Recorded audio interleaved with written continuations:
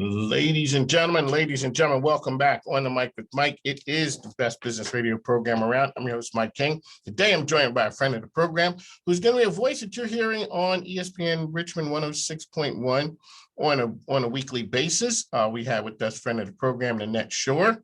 Nanette, welcome. Thanks for having me. Glad to be here. All righty. So Nanette and I go way back. First met her at the time with the outstanding organization CKG. She's a proud member of Synapse.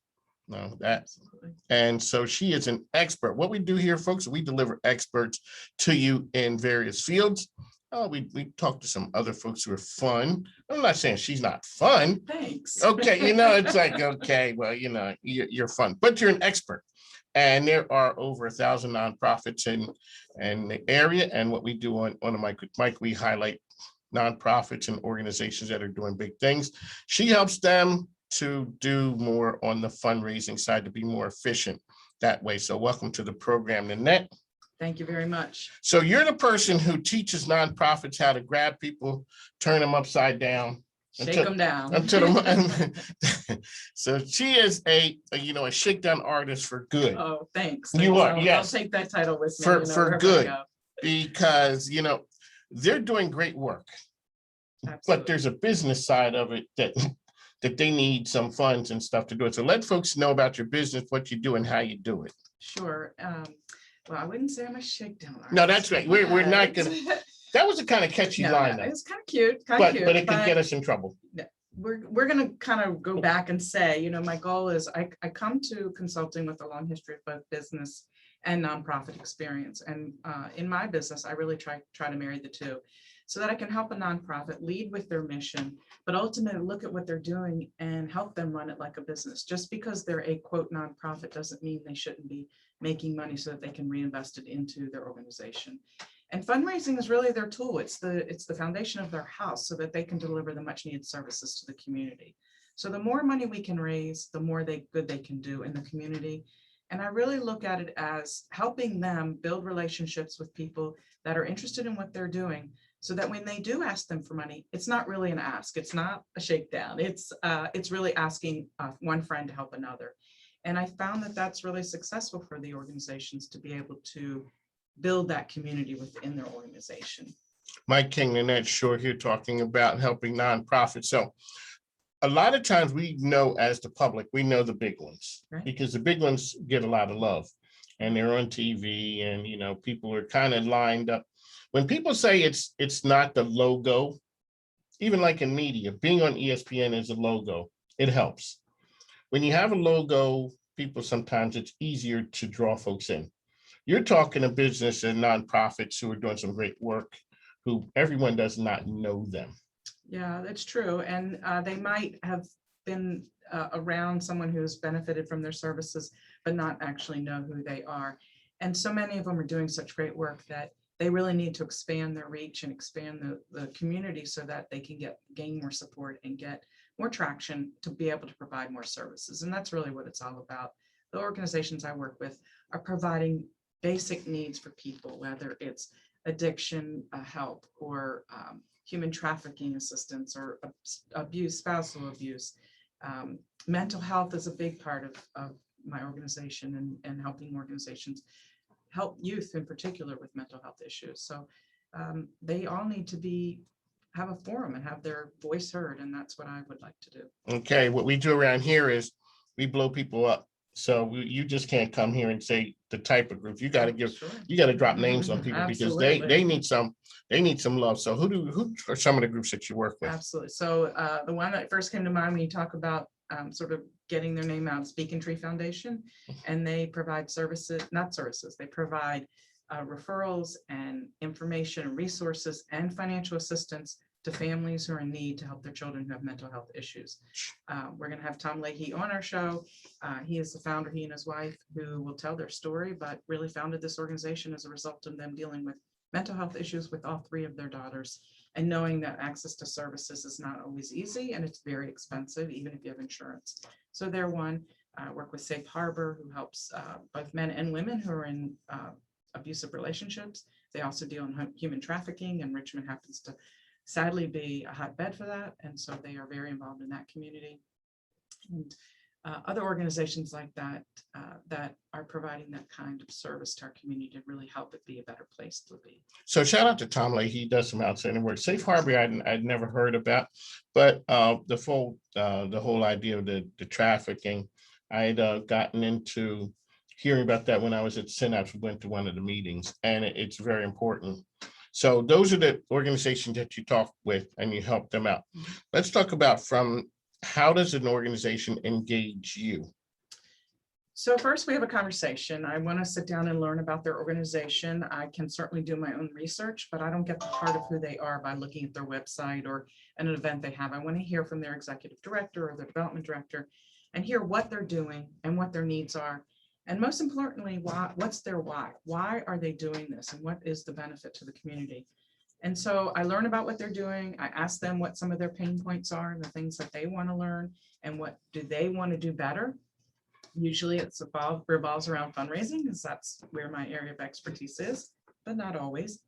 We do a lot of board engagement and helping their board be a better board, whether it's giving money, their time, their talent, their treasure, whatever it is.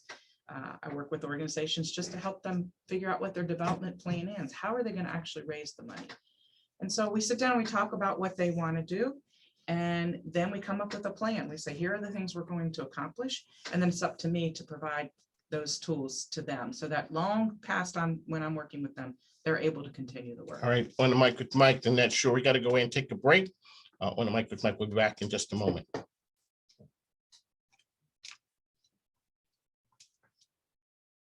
Donor. This is how you steward a donor.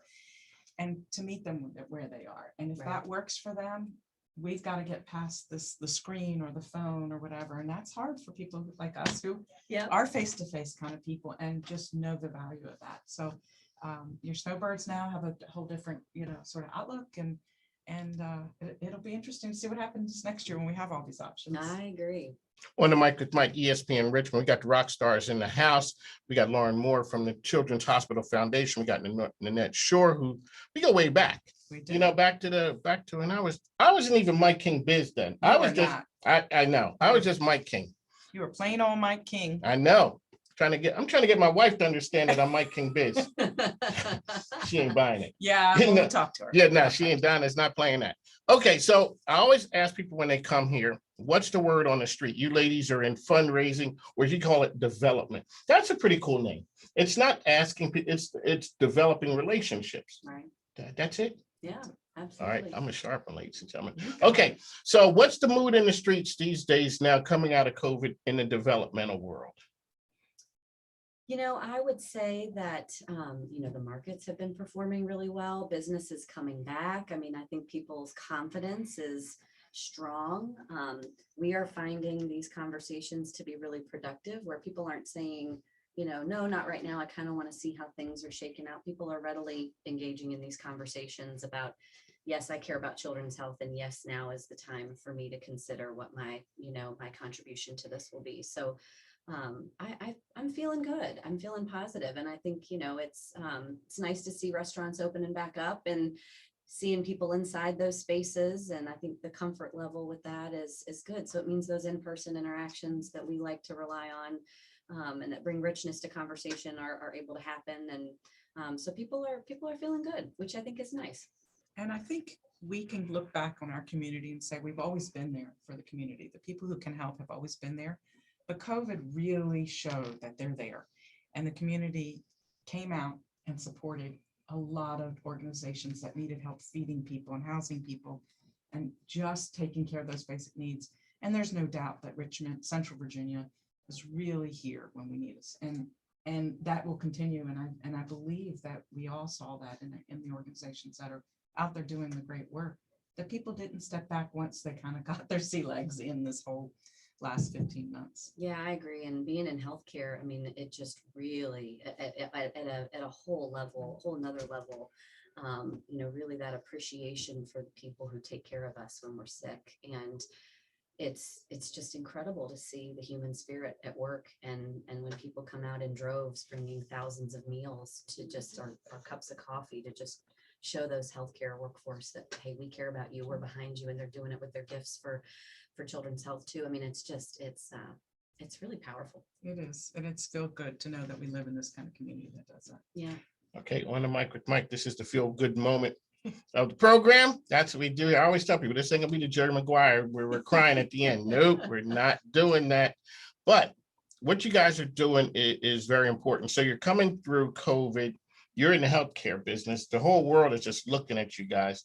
When did you kind of look up and say, okay, we may make it out of this and we may be okay?